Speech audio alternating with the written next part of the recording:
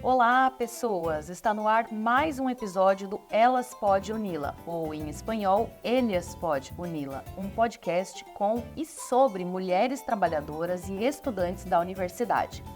Como você já sabe, o Ellas Pod Unila é uma realização da Secretaria de Comunicação Social e irá abordar o universo feminino na universidade, em suas mais variadas vertentes. Ao longo dos episódios, estamos conversando com professoras, servidoras técnico-administrativas, terceirizadas e alunas da Unila. Estamos adentrando seus mundos, suas histórias e visões. Vamos falar também sobre mulheres latino-americanas que inspiram a nossa comunidade acadêmica e sobre protagonismos femininos na cultura, na política e na sociedade latino-americana em geral. Eu sou a Maria Aparecida Weber, Cida Maria. E eu sou a Mayara Godoy. Este podcast é veiculado quinzenalmente nas plataformas de streaming e nas mídias sociais da Unila. E a nossa convidada de hoje é a maravilhosa Sueli Crespa, formanda do curso de Mediação Cultural, Artes e Letras aqui da Unila, mas ela é muito mais que isso. É verdade, Cida. A trajetória da Sueli é tão extensa que a gente não sabe nem por onde começar a apresentá-la. Ela é produtora cultural, integrante de escola de samba, poeta, roteirista de cinema. Enfim, é muita coisa para falar dessa mulher, hein? Acho que um episódio só vai ser pouco. Então vamos começar logo esse papo, né? A gente quer saber tudo sobre a Sueli. Conta pra gente, Sueli, quem é você, qual a sua história? Antes da Unila, você já estava super atuante nessa cena cultural. Compartilha com a gente. Oi, gente, tudo bem? Meu nome é Sueli Crespa, eu sou uma mulher de 50 anos. Comecei a trabalhar com cultura na década de 90 na cidade de Curitiba, primeiramente dentro do movimento hip hop e, paralelamente, eu era ativista do movimento negro também. Trabalhar dentro do movimento hip hop foi um aprendizado juntamente com o movimento negro, porque as duas formas de se trabalhar e de unir, né, essas questões políticas, uma se unia à outra. E era uma época assim que o movimento hip hop estava trabalhando muito a questão racial, que não... Apesar dela existir, ela não era comentada entre os grupos, né? Então, era época assim que, tanto em São Paulo, quanto hoje que dia é o Guelé 10, né? A Sueli Carneiro já tinha um grupo que trabalhava com jovens. E eu, nessa época, entrei para o MNU, que é um movimento hoje nacional, né? O MNU. E esse grupo estava indo para Curitiba.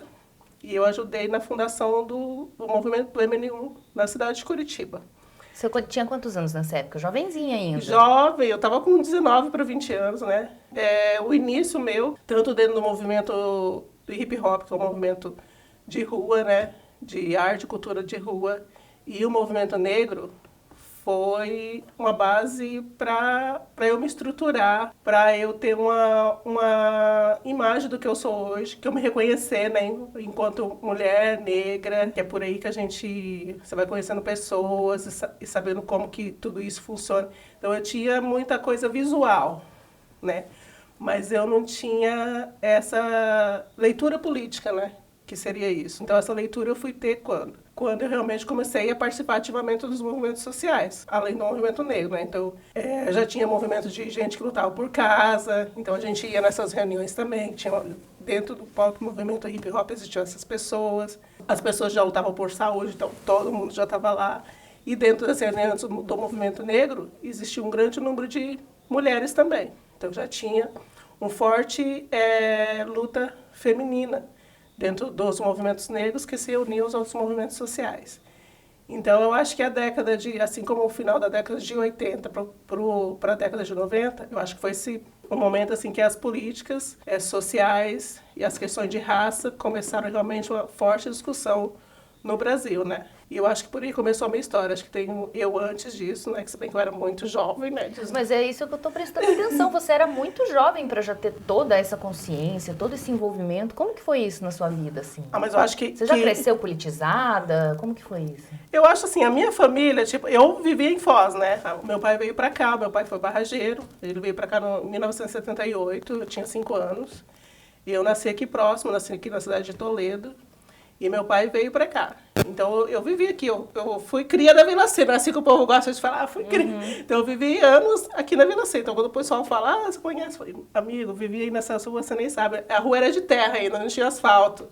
Não tinha asfalto, mal se tinha água, a casa era tudo aquelas coisa de zinco, né? Era muito calor, era muito quente. Eu vivi muitos anos na Vila C, até uns 15 anos por aí eu vivi na Vila C. Foi assim, eu tenho pouquíssimas lembranças, mas as poucas que eu tenho assim das ruas da Vila C são as épocas assim que eu mais me lembro assim sabe aquelas coisas assim, memória de criança quando você era feliz, assim, são essas que eu tenho. E assim, do meu pai também, né, falando do trabalho, eu sempre fui muito curiosa. Meu pai, como que é lá? Ele me contando coisas, e me falando, porque meu pai era um grande contador de história. Eu falo isso para as pessoas, eu começo a contar de coisas que ele falava assim, um dia você senta e me conta isso. Conto.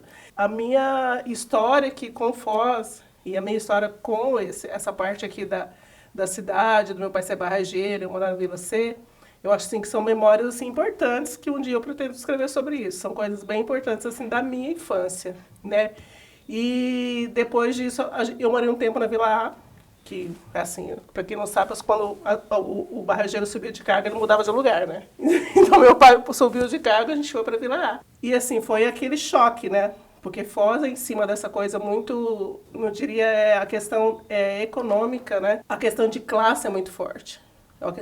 Foi uma cidade que o pilar da cidade é muito trabalhado em cima da questão de classe. Tanto é que tem a Vila A, a Vila B e a Vila C. Uhum. Então, esse recorte é fortíssimo, né? Então, quando eu fui para a Vila A, foi aquele choque, né? Na Vila C era o lugar onde eu me sentia, eu pertencia àquele lugar. Quando eu fui para a Vila A, eu não pertencia àquele lugar. Então, assim, imagina, uma criança negra, você morar nesse lugar onde você acha, assim, totalmente estranho, as pessoas ali estranhas, a forma de se comportar. E a escola são as minhas piores épocas, né? Quando eu fui para essa escola, que hoje em dia é uma faculdade, né? Escola privada. Ainda tinha isso, a escola privada. E uma das recordações maiores que eu tinha, que além da gente ter esse acesso à escola, que não era nenhum um privilégio, igual as pessoas pensam, eu lembro assim dos livros caríssimos, né? Que o meu pai ia lá com aquele talãozinho de cheque, comprar aquele monte de livro caríssimo, que isso era comprado, tinha que comprar, tinha que adquirir esses livros. E eu lembro quando eu me mudei para a escola aqui da Vila A. Nossa, foi aquele choque cultural, assim, muito forte, que eu senti. Eu falei, olha, eu não sou desse lugar aqui, então é estranhíssimo. Ali você já começa a adquirir uma consciência. Já começo, porque era aquela coisinha, ela falou, poxa, mas como que o meu pai dela trabalha no mesmo lugar e ela vai viajar para tal lugar e eu vou para outro? Uhum. Como que essa pessoa aqui está nesse lugar e eu nesse? Então, ali eu já tinha esse discernimento, assim. E aí, depois você acabou se mudando para Curitiba? Sim, e voltou para cá? Sim, eu fui para Curitiba porque minha mãe foi a primeira vez, por questões de saúde. Chegando lá, eu vi todo aquele movimento, né? Eu sempre adorei movimento, adorei gente. Eu queria conhecer outras coisas e fui. E chegando lá, logo depois disso, né, que eu quis realmente ir, fui conhecer a cidade, conhecer outras coisas, né, fui morar com o irmão da minha mãe, meu tio, e Curitiba para mim foi, assim, essa descoberta, né, eu queria saber o que tinha nos lugares. E durante esse período eu tive acesso a esses encontros com várias pessoas, né, e uma delas foi o encontro no shopping, que esse shopping ainda existe hoje, que é o Shopping Itália, que virou um ponto de memória do movimento hip hop de Curitiba. Então, os meninos se encontram na frente desse shopping e lá eles treinam, né, o break e dançam lá. E era um lugar, assim, que tinha uma roda, assim, aquele monte de gente, e eu queria saber o que tinha lá no meio. E eu subi na rua e ouvindo aquela música tocando. Quando eu cheguei lá, gente, para mim tinha sido uma descoberta. Eu sabia aquele filme, né, que tinha muito filme, né, sessão da tarde, sábado à tarde, passava muito filme. E eu vi exatamente aquelas pessoas que eu vi em filme americano dançando daquele jeito. Eu achei uma coisa fantástica. Fiquei lá, horas querendo descobrir o que era aquilo. E assim foi uma coisa assim que me despertou para outras coisas, né? Aí você foi se aproximando desse movimento hip hop, dessa comunidade de lá também. E nessa época você já começou a escrever? Como que foi? Porque você permeia muitas artes, né? Muitas formas de artes. Então, como que foi essa história? Sim. E então, daí todo sábado esse grupo se reunia lá, era um ponto. Todo sábado estava todo mundo lá. Então, eu ia todo sábado até lá, encontrava as pessoas e nisso eu fui conhecendo todo mundo, né? Daí, primeiro eu fiz um amigo, depois fiz outro, daí já comecei um namoradinho, né? Foi indo. E desses encontros eu fui sabendo de outras coisas também. Olha, tal dia a gente vai fazer um encontro com o movimento tal. Eu ia também. Daí tal dia vai todo mundo para uma balada em tal lugar. E os bairros... Essa no Boqueirão, essa aqui é lá em tal lugar. E aí fui me inteirando realmente dos grupos. E passou algum tempo, infelizmente, o movimento negro, geralmente os encontros eram por algumas ações que aconteciam na cidade. Curitiba é uma cidade fácil de se morar, principalmente para a população negra, porque é visto muito essa questão, Curitiba, os fake news de que é a cidade europeia, que é a cidade isso. Nada disso, gente, não se engane, que não é bem assim, né? A minha aproximação com o movimento negro são também porque as pessoas dessa época, as pessoas negras que viviam na cidade, estavam atrás de reivindicações, né? Então, esses encontros eram feitos semanalmente, que tinha um fórum de entidades negras. E nesse fórum se encontravam todas as entidades da cidade, nesse fórum. E entre essas entidades estavam o movimento hip hop. Então, tiravam uma representante e a gente ia para essas reuniões. Então, ia uma massa, ia uma galera. E eu fui para uma dessas reuniões. Então, chegando lá, ver aquele monte de mulher, né? Umas com turbante, colares e coisa. E já havia muita discussão, a discussão de gênero era fortíssima já nessa época. E pastorais, né? Tinha o pessoal que lutava pelas reivindicações da população carcerária. Tinha o pessoal da saúde, né? Que já lutava pela questão da saúde da população negra. Tinha o povo de santo. Então, estava todo mundo ali. E eu fui conhecendo um por um, né, de todo esse povo. A minha aproximação com o MNU, que é um movimento grande que tem no Brasil, foi em decorrência de um ato violento que aconteceu na cidade de Curitiba, que em 1995 assassinaram um rapaz no Largo da Ordem, um menino preto, gay, e ele foi brutalmente assassinado por um grupo de neonazistas, né? Então isso virou um caso nacional, né? Então foi para São Paulo, foi para Rio de Janeiro. E chegando lá em São Paulo, chegou nas pessoas do MNU, né? E eles vieram para a cidade para participar dessa reunião onde a gente estava, que era a reunião do Fórum de Entidades Negras. E lá eles cobraram reivindicações, porque o MNU sempre teve essa linha de frente, né? É um movimento radical, eles vão vir aqui, vão fazer isso, vão fazer aquilo. E fizeram realmente, né? Foram em prefeitura, falaram com o prefeito, fizeram muitas reivindicações. E eu falei assim, poxa, eu quero estar aí nesse meio, gente. O pessoal chegou com tudo, chegaram chutando a porta. O MNU é o Movimento Negro Unificado. O Movimento Negro Unificado. É um movimento que teve muitas pessoas importantes, né? A Lélia Gonzalez, a Beatriz Nascimento, a própria Sueli Carneiro fez parte do MNU. Então, assim, tem muita gente que se formou e criou o MNU. Então, a Lélia Gonzalez, o próprio Abdias do Nascimento também esteve à frente do MNU. A época que eu entrei no MNU, a Lélia Gonzalez, ela morreu em 1995, 94, né? Então, eu entrei em 1995, ela tinha acabado de falecer. E todo mundo falava da Lélia Gonzalez nessa época. Então, quando eu vim para a universidade, as pessoas começaram a falar da Lélia Gonzalez. Eu falei, gente, será que é a mesma Lélia? E era a mesma Lélia. E a Beatriz Nascimento também. Hoje em dia, todo mundo lê a Beatriz Nascimento e é essa referência, né? Tanto ela quanto a Lélia. E nessa época, assim, o Milton Barbosa, que é uma referência, que a gente chama ele de ícone, né? O dinossauro, como fala, do MNU, ele falava muito dessas mulheres. E as mulheres falam, foi por causa disso que aconteceu essa briga aqui dentro, e a gente lembra das assembleias, as assembleias em Salvador, as assembleias em São Paulo, e acontecia nisso, e a Lélia se comportava exatamente dessa forma. Então, assim, eu cresci com as pessoas falando dessas mulheres. E eu vim para a universidade depois estudar essas mulheres. Então, assim, foi muito importante para mim essa passagem minha pelo MNU. Isso aí já te conecta, de certa forma, com a Unila? Porque você voltou para Foz para vir para a Unila ou você voltou antes? Eu voltei antes porque eu me casei com um companheiro que eu conheci nesse shopping, que dançava e cantava rap nesse shopping. Então, a gente ficou 10 anos juntos. Só que é isso, né, gente? Eu comecei a escrever porque a nossa vida começou a ficar atribulada, né? E, infelizmente, a gente passou por vários episódios ruins.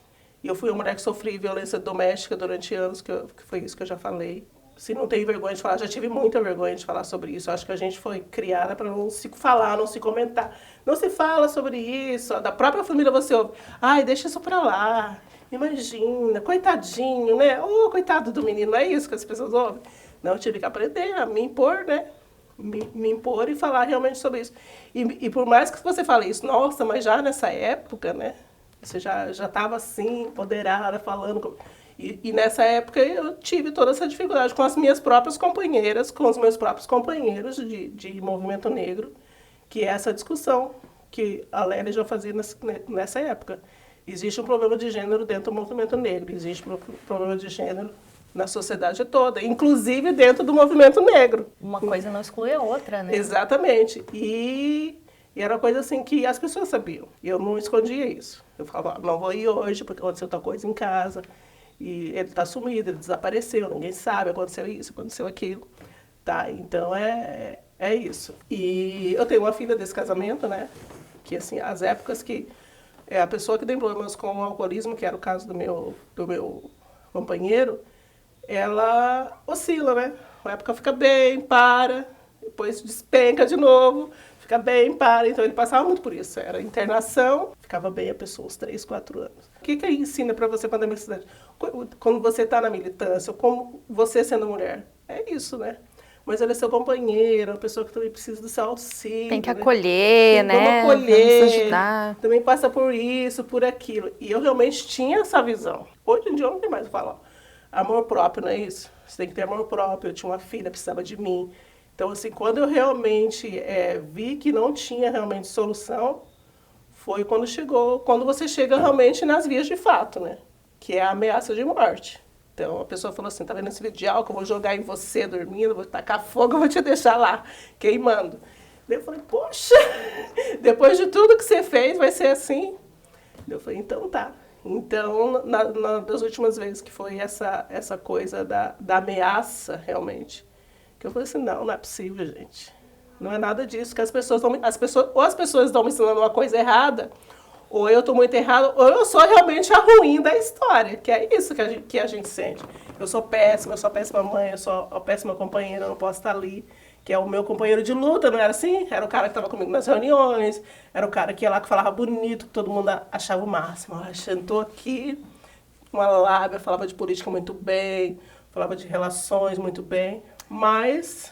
Mas é difícil, né, Sueli? Porque assim, a gente tem essa construção, inclusive, da culpa, né? A Sim. culpa que recai sobre a mulher, de ela se colocar, de ela, né, colocar um limite para essas violências, dizer não. A gente, né, infelizmente, a gente tem, como você falou, dentro de todos os movimentos, né, não importa se a pessoa é de esquerda, é de direita, não importa se a pessoa está em qual extrato aí social, enfim, essa culpa recai sobre a mulher porque é uma coisa que, né, interseccional, que vai permeando todos os grupos. E é muito difícil, né, tomar essa decisão, bancar isso, ainda mais com uma filha, né, é muito difícil fazer essa virada, mas, assim, que bom que você conseguiu, né, teve também essa formação, teve essa força que você transmite aí na sua escrita, na sua arte, essa força já estava aí com você, né, para você conseguir se colocar e seguir com a sua vida. Sim, eu acho que também, para mim, assim, nessas reuniões que eu ia, porque assim, quando eu entrei pro MNU, eu ia para muitas reuniões de mulheres em Campinas. Fui para uma reunião de mulheres em Campinas, eu nunca tinha ido para uma reunião de mulheres negras. E foi assim, aquela coisa. Chegando lá, os homens iam para a cozinha, né? Caso falava assim, hoje a reunião é com a gente. Então, sentava todo mundo, os homens iam para a cozinha, fazer o almoço, fazer a janta, arrumava tudo lá. E as mulheres ficavam nas reuniões ali. E foi assim, essas mulheres que realmente foram me ensinando aos poucos. Ela falou assim, não é só porque ele tá lá, que é meu marido, que ele não é machista, Sueli. Elas falavam assim, ele é sim, ele tá aqui dentro desse movimento, é filiado. E ele é machista, sim. E não é só porque ele está fazendo isso e isso que eu não vou falar para você que ele não é. Porque ele é. Então, as próprias mulheres desses encontros que eu ia, que era encontro para a formação de mulheres, falavam isso claramente. Não é só porque acontece isso que isso nunca aconteceu comigo. Então, isso era falado abertamente. E é importante essa consciência, né? A criação dessa consciência, né? Sim. E é diferente porque você está nesse meio político, quando você sai desse meio, você tem que conviver com as outras pessoas que não estão tendo esse mesmo acesso que você. E você falar com essa pessoa sobre isso, parece assim, a pessoa não é que ela não está entendendo, é que você está tendo acesso que ela não teve. O alcance, né? Às vezes não tem esse alcance de reflexão ainda, né? São a minha mãe, a minha avó, né? Então, assim, quando eu lembrava delas falando as coisas, eu falava, gente, como assim? Então, eu demorei muito para entender que cada um tem a sua história. Não adianta eu falar assim, não, mas isso aqui está errado, não posso fazer isso. Você não pode. As pessoas também me falavam coisa, olha, larga, você não pode ficar assim, né? Ou senão fica junto, vai que dá certo. Ele vai mudar, já não mudou? Então é isso. E realmente o dia que eu tive coragem, né? Larguei tudo pra trás, larguei casa, larguei tudo, peguei minha filhinha, coloquei no colo, uma bolsinha de bebê e Foz do Iguaçu, porque minha família sempre morou aqui. Liguei pro meu pai. Foi aí que você veio. Sim. Vim, mas tem um asterisco ainda nisso tudo. Vim e fiquei aqui uns 10 anos. Nesses 10 anos fiz um pouco de tudo, né? Continuei com cultura, continuei trabalhando com cultura, me envolvi na Escola de Samba de Três Lagoas, que era um processo que já estava começando, a Grande Três Lagoas, né? Que o pessoal fala. Então... Qual que era o teu papel ali na escola de samba? De tudo, amiga. Eu pegava caderninho, pegava o nome de todo mundo que morava na comunidade, ia lá pra escola, fazia anúncio, sabia das crianças, onde que morava, o que precisava, o que queria desfilar, queria tocar o quê? Você quer tocar o quê? Repique, pandeiro, o que você quer? Fazia acontecer mesmo. Tudo. Então, assim, a pessoa chegava e falava, falta alimentação, liga no SEAS, vai pro SEAS, liga pra não sei o quê. Tal pessoa tá precisando de cesta. Então, era aquela pessoa que... Porque assim, que fazia o corre mesmo. Eu sempre gostei muito... Um papel social junto, sim, né? Que botava as coisas em movimento, né? Sim, porque eu acho que a cultura nossa, em geral, é isso. A gente não separa uma coisa da outra. Não tem como. Os grandes coletivos negros são isso. Tanto movimento, escola de samba, roda de samba, movimento hip hop também é isso. Todos eles são isso. A gente imagina que não, mas dentro de todos esses movimentos existem essas coisas também. Então existe um que faz o corre, um amigo que tá passando apuro. Na escola de samba também é assim, existe uma pessoa que faz o corre porque sabe que o fulano está precisando de uma cesta básica. Então, assim, é um movimento cultural que faz um pouco de cada coisa, porque sabe que as pessoas estão ali, que esse espaço de cultura é um espaço que é além da cultura, que é porque nós, os povos originários e os povos da diáspora, que somos nós, a gente tem muito essa coisa do coletivo. Então, esse aqui é o meu coletivo. É a força da comunidade mesmo.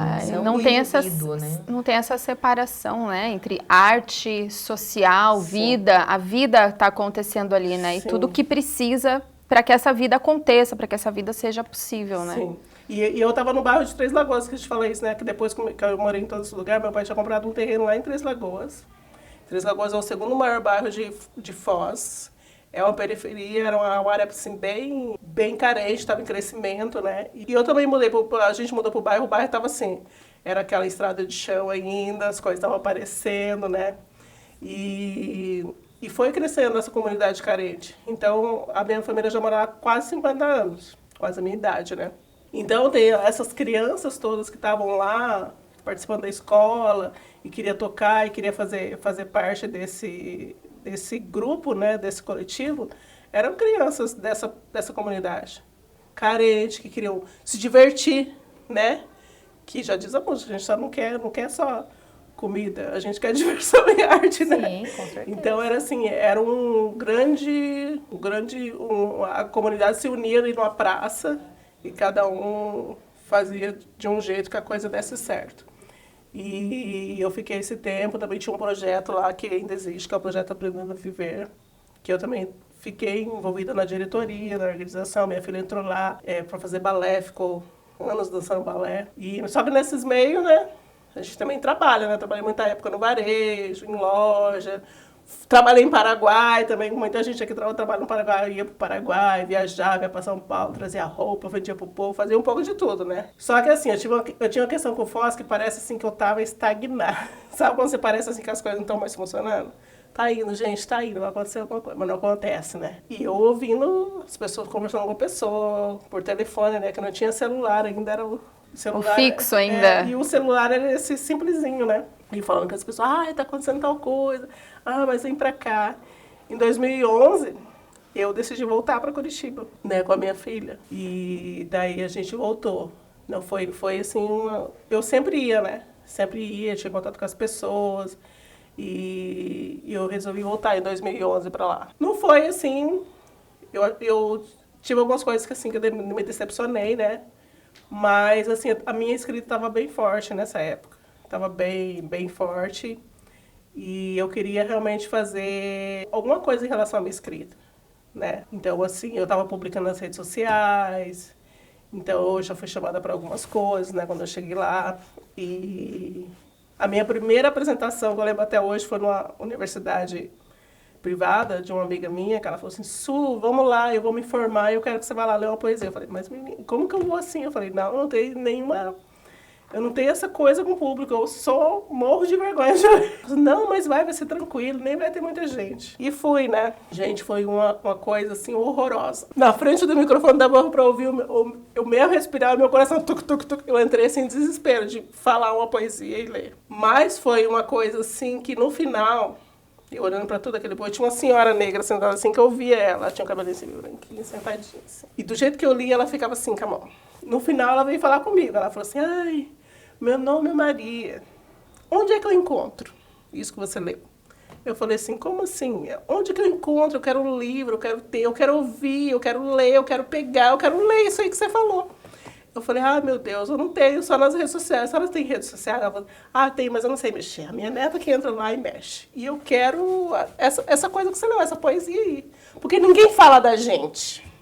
Olha que importante, né? Sim, ela falou assim, porque ninguém fala da gente. Isso que você falou... que era uma poesia que eu tenho, que ela faz muito sucesso, que é a Roda, que eu já li ela em muitos lugares, e ela falou assim, porque ninguém fala isso, que a Roda é uma coisa nossa, que lá tem capoeira, que lá tem santo, que lá tem jongo, que lá tem coisa de alma. Como que você escreveu isso? E onde é que eu acho? E daí aquilo ficou na minha cabeça, que eu fiquei, gente, e agora? O que eu vou fazer?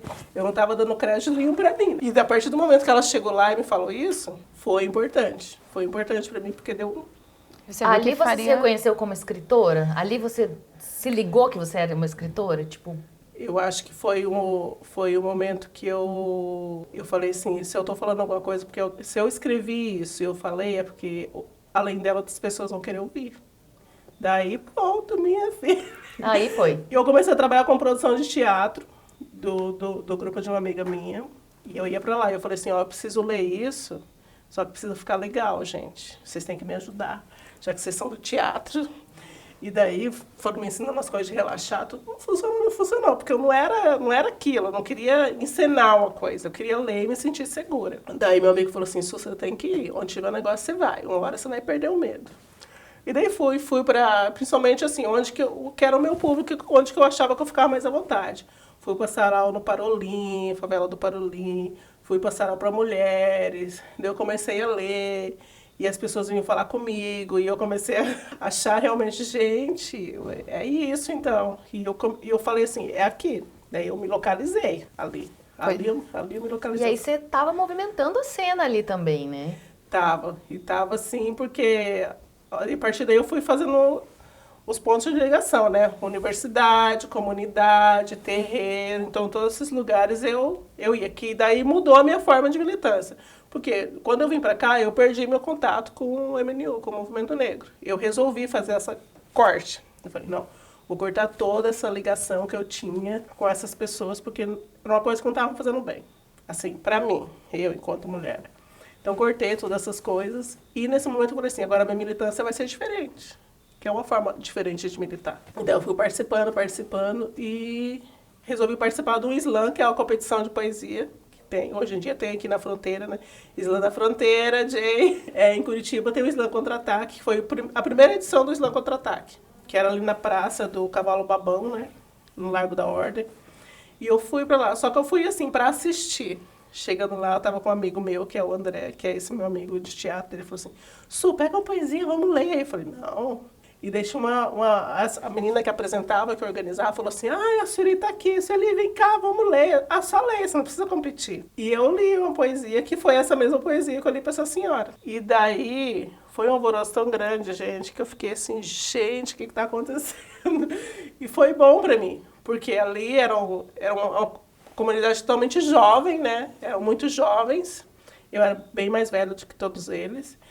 E eu fiquei ali entre os 3 finalistas, que naquele dia eles tiraram os 3 finalistas.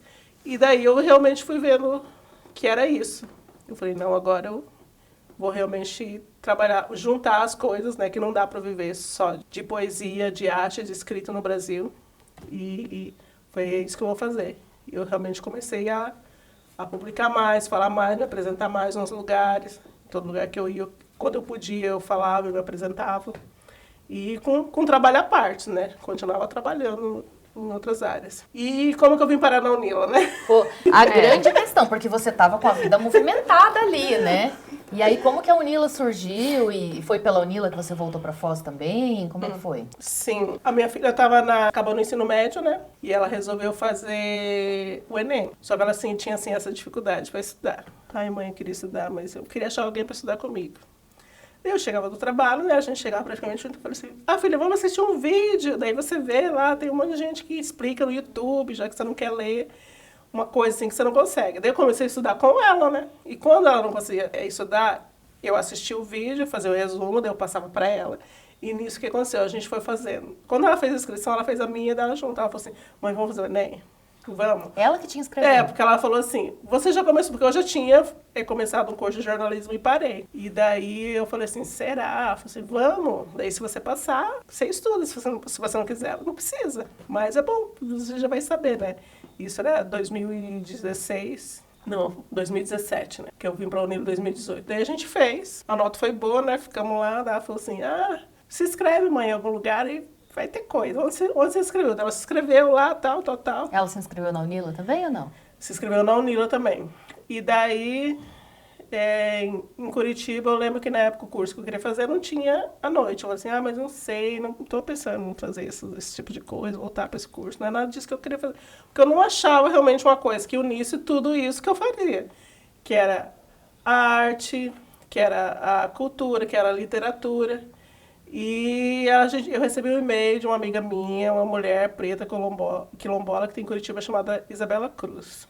A Isabela, ela mandou para mim, ela falou assim, olha, Sula, na Unila, você falou que a sua família mora em Foz, olha só que curso legal. Artes, Letras e Mediação Cultural. Eu falei, gente... Daí entrei lá na grade, olhei tudo, eu falei assim, mas eu não penso em voltar para Foz. Você já estava sabendo da UNILA, da existência da UNILA nesse ponto? Eu sabia porque eu vinha para cá e eu tinha amigo lá de Curitiba que estudava aqui. E daí eu vim para cá uma vez e minha mãe falou, porque a universidade está ali, tal. Eu falei, como é que está sendo? Ela falou assim, eu não sei muito bem. Porque é aquela coisa, né? O povo de Foz manteve uma distância absurda, assim, que eu não entendia, mas a gente sabe como que funcionam as coisas aqui. E daí eu falei assim, não sei se é isso que eu quero. Só que em 2017 eu perdi meu pai. E a minha mãe tinha ido visitar a gente em 2018. E eu notei assim, a gente que é mulher, a gente nota assim. Eu falei, nossa, minha mãe não tá legal, tá assim, pálida. Minha filha, mãe, ela tá muito magra. A gente precisa cuidar dela. E ficamos com aquela imagem assim na cabeça, sabe? E a minha filha todo dia chegava e falava da avó. Eu falei assim, não vou voltar pra Foz. As coisas estão acontecendo, eu quero ficar aqui. Porque, mas aí qualquer coisa, se não der certo, a gente volta. Eu falei, não quero. Ela falou assim, mãe, vai lá, faz a matrícula, se inscreve lá. Se a gente passar, a gente vai. Eu vou, se você não quiser ir, eu vou. Eu falei, beleza. Passamos, viemos pra cá, daí vim aqui, conversei, né? Vim pra saber como é que era.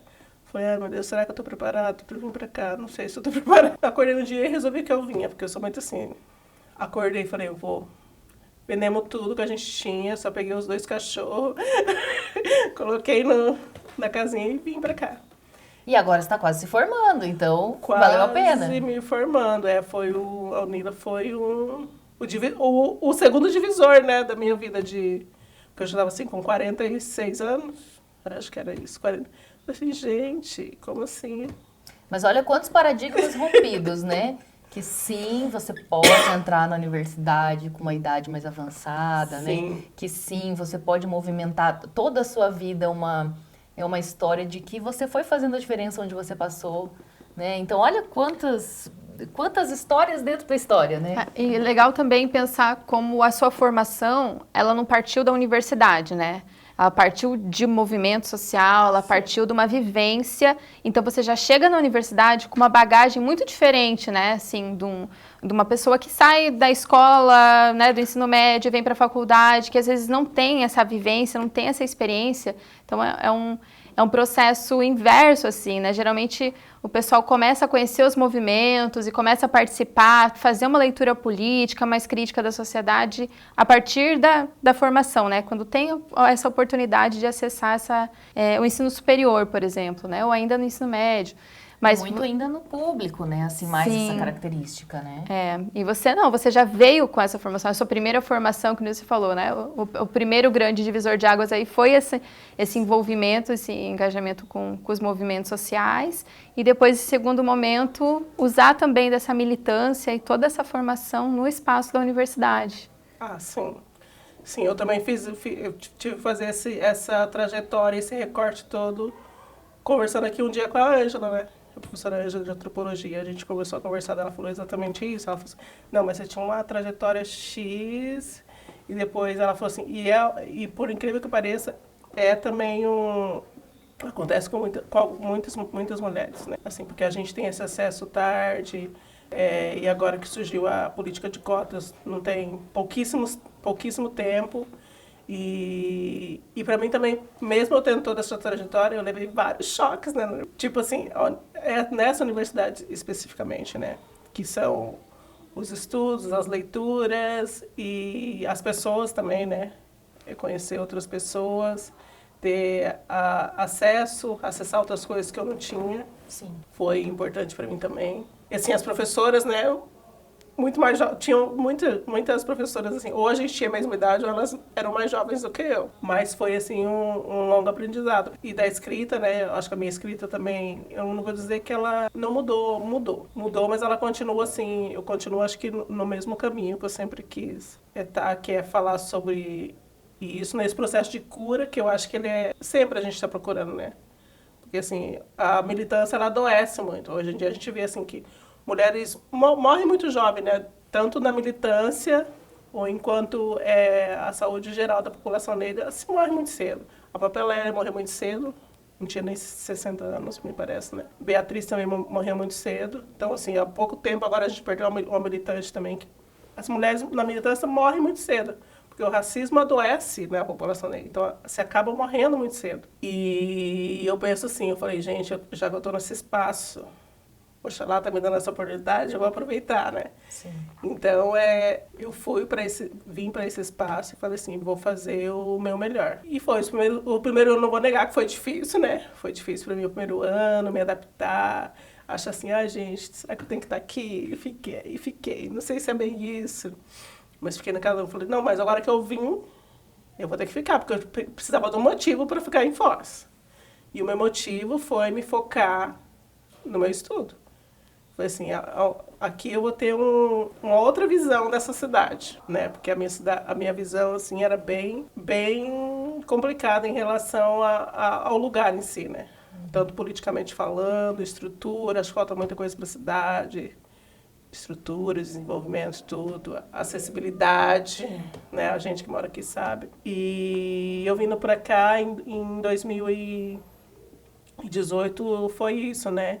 Eu fui conhecendo as pessoas e na universidade, eu mesma, né, enquanto mulher negra, estar dentro desse espaço, além da minha própria, meus próprios acessos que eu tive antes, que foi a militância, movimentos sociais, essas minhas visões de cultura, que foi bem importante. E depois eu pude fazer essa ligação com outras coisas, né? Que foi o cinema, os vídeos, né? Eu comecei a trabalhar com câmera, porque eu tinha medo de falar em público, né? Fui para frente das câmeras. Se bem que eu tinha feito um trabalho antes em Curitiba, mas foi uma coisa assim, pequena. Mas quando eu cheguei aqui, as pessoas me conheciam por causa desse vídeo. Eu levei um choque um dia. Eu falei, como assim? Você não é uma pessoa que está num vídeo de um grupo, que é o Grupo Mulamba, né? Que é um grupo de Curitiba, um grupo de mulheres. E eu conheci a Cacau e a Amanda.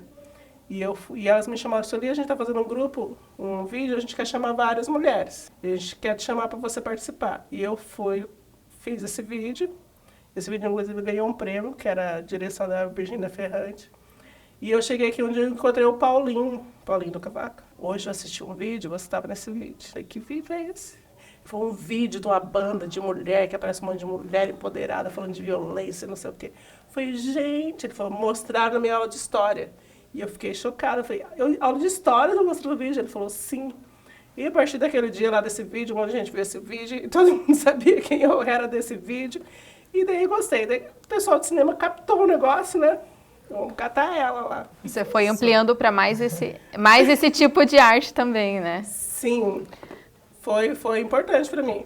foi importante porque mudou, né, também a forma de se militar, mudou. Agora, hoje em dia, a gente tem rede social, você tem que aprender, né? Hoje em dia, você pode ver que essa formatação aqui, né, podcast, e vídeos, hoje em dia as poesias estão lá em vídeos, em vídeo poema, e curtas com poemas, tem tudo que as pessoas colocam dentro desse formato, né? Que é trabalhar com a câmera. Sueli, olha, a sua história está maravilhosa. Como eu disse no começo, eu sabia que o episódio ia ser pouco. A gente gostaria de ouvir muito mais da sua história. Talvez a gente te convide de novo para continuar. Mas a gente precisa agora encerrar o nosso episódio, né? E então a gente vai direcionar para você a pergunta que a gente sempre traz para as nossas entrevistadas. Qual mulher latino-americana, eu imagino que você tem várias, mas talvez você escolha uma, né? Qual mulher latino-americana protagonista em qualquer esfera social, política, econômica, ambiental, etc., que você considera uma referência? Você citou várias aí, tem alguma delas que é mais marcante para você? Eu acho que a Lélia, né? Com certeza.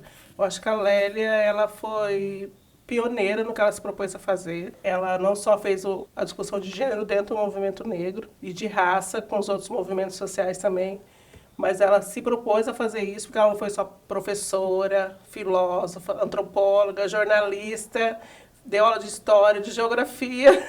Olha só o tanto de coisa que essa mulher fez. Foi para fora do Brasil, viajou a América Latina toda, conheceu a Angela Davis, a própria Angela fala dela como referência no Brasil. Então, a Lélia, se não fosse a Lélia, eu acho que também a gente não estaria aqui fazendo essa discussão dentro da universidade, né? Então, assim, quando eu vejo as pessoas falando sobre ela e falando do todo esse papel que ela teve, de todas esses leques que ela abriu, né, esses recortes que ela fez, a gente vai entender a importância real da Lélia dentro dos movimentos negros e os outros movimentos sociais em geral. A Lélia, assim, eu acho que ela é uma das grandes mulheres que a gente tem de referência dentro dos movimentos em geral. E a pesquisa da Lélia, em geral, contribui para tudo, né? Para a luta de cotas, para essas leis que acontecem hoje em dia, para a luta contra o feminicídio, tudo isso parte das pesquisas dela, com certeza. Aí, às vezes, né, essa mulher que está lá naquele lugar, né, pensando, militando, nem sabe a dimensão, a diferença que isso vai fazer, que está fazendo, e a dimensão que isso vai tomar para outras companheiras que vão chegar depois, né, esses espaços que vão se abrindo.